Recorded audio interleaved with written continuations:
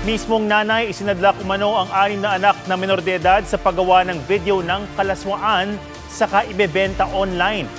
Akusasyon ito sa isang babaeng inaresto ng NBI matapos itibre ng mga otoridad sa Amerika. May report si John Consulta, exclusive.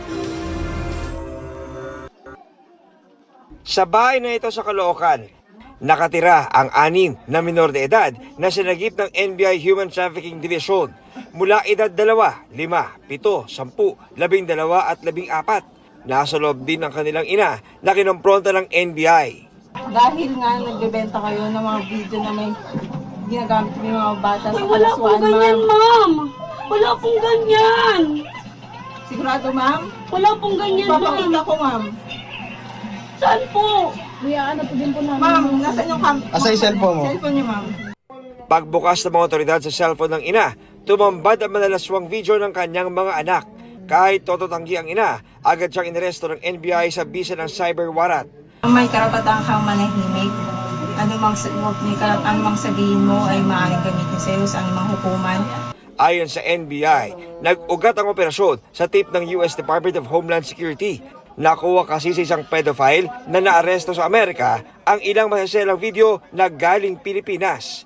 Itong mga customer niya, na-meet niya ito sa isang dating app.